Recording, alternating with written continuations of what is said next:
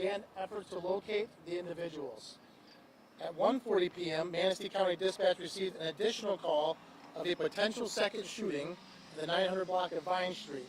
Upon arrival at Vine Street location, officers located a 19-year-old Muskegon man who had sustained 2 gunshot wounds to his extremities.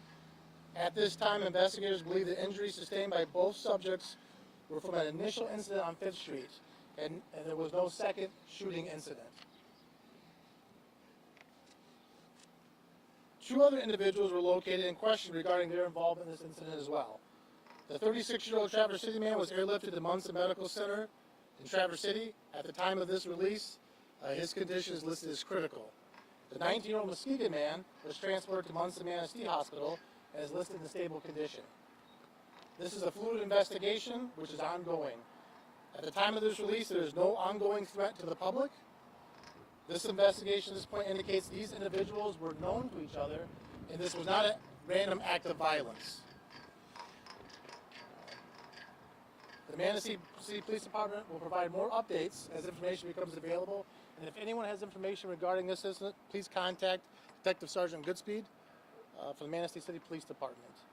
I'd like to take a moment, acknowledge those who are assisting us with this investigation: the Manistee County Sheriff's Office, the Little River Band of Ottawa Indians Department of Public Safety, the Michigan State Police, Scent Narcotics Team, Manistee City Fire Department, Manistee DPW, MMR EMS, Manistee County Emergency Management, Manistee County Central Dispatch, Munson Manistee Hospital, Mason County Sheriff's Office, Michigan DNR, the Ludington Police Department, the Benzie County Sheriff's Office, the Traverse City Police Department, Mason County Emergency Services, Life EMS, Aeromed, and Mason Oceana Dispatch. At this time, I'll open up to questions. So, Chief, you say that there's no ongoing threat to the public here in Manistee, but it doesn't sound like anyone is in custody at this point? The 2 subjects we believe are involved in this incident are currently in custody, receiving treatment at the hospital, are in custody. Okay, so the suspects are in custody then? 2 subjects involved. 2 subjects involved. Are currently receiving medical treatment, but they are under police custody. Is it a man, woman? Are they from around here, age? It's a 36-year-old Traverse City man and a 19-year-old Muskegon County man. The individual that you were looking for earlier, the black man with the hoodie on, jeans, that was a suspect from Traverse City or Muskegon? Would be my first question. That individual is a suspect from Muskegon. Okay. And is there a motive at this point of what happened and why? Like I said, it's very fluid. We have investigators out there right now investigating this. The details are coming in. As to motive, we don't have a motive at this point, but it's under investigation. And I will update this release in the media when that information becomes available. Is there anyone else that you're still looking for at this time? At this point, we don't believe at this point in the investigation there's anyone else we're looking for. But again, if anyone has information regarding this incident, please contact Detective Sergeant Goodspeed, the Manistee City Police Department. Is 5th Street still closed right now? I believe they are still processing scenes under investigation. Do you know when the road will reopen? We don't know. Talk about the multiple locations in regards to this. Is it the series and why there was multiple locations in this incident? We believe the incident occurred at one location, and the group of subjects went to a separate location, and that spurred a number of 911 calls. Again, the initial 911 information was that there was a second shooting, and our information at this point is that is not true. There's only one shooting as a result of this incident.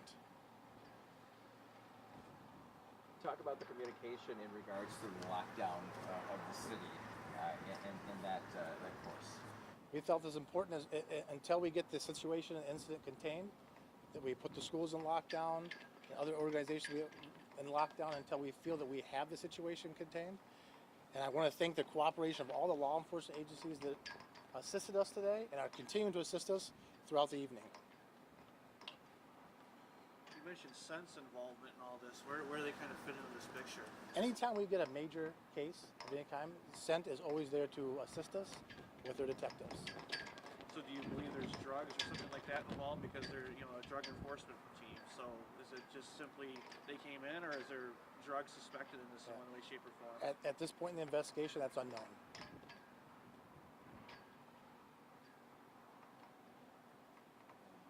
Take us through the timeline when you first other agencies involved?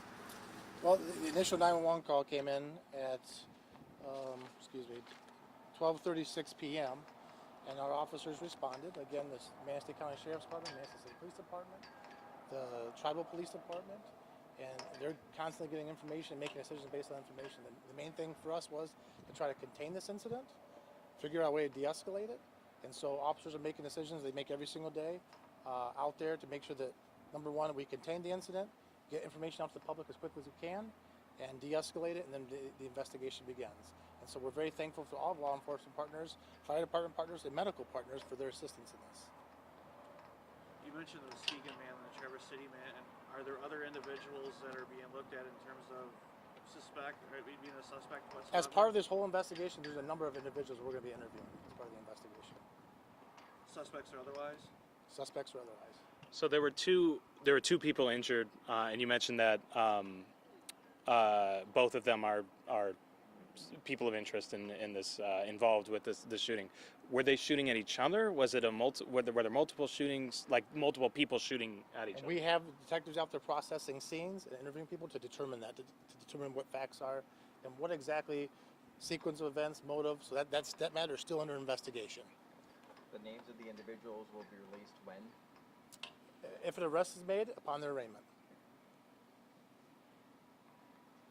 I believe you mentioned the Vine Street, the Hancock Street, but I don't think I heard you see Second Street. And I think the 300 block of Second Street is where a lot of Michigan State Police troopers were at. So what was involved in that area? Other individuals, two other individuals we believe, or investigators believe, were involved in this in some way, shape, or form, were located at that residence. So they were contacted and they were questioned regarding their involvement in this incident.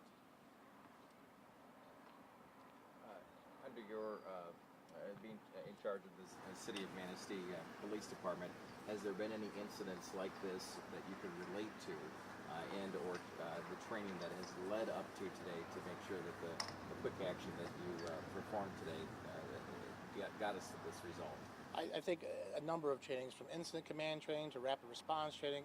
Again, there were a lot of law enforcement agencies out there, medical agencies, fire departments out there, rapid responding and providing services. So I'm very happy how we responded. Now it's just a matter of conducting a thorough investigation and seeing where the case takes us.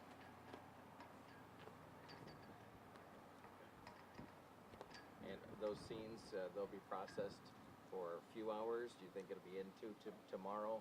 What's that timeline? And for those neighbors that live around that area, what's your recommendation to them? My recommendation is let our officers process those scenes. The detectives at each of one of those scenes are making that determination of how long it's going to be to process those. We're not going to rush anything. We'll make sure we're very thorough and methodical. At this point, just let our law enforcement officers do their job and come up with some answers. That's everything I had. If you guys are good. Thank you. Do you want a physical copy of the release?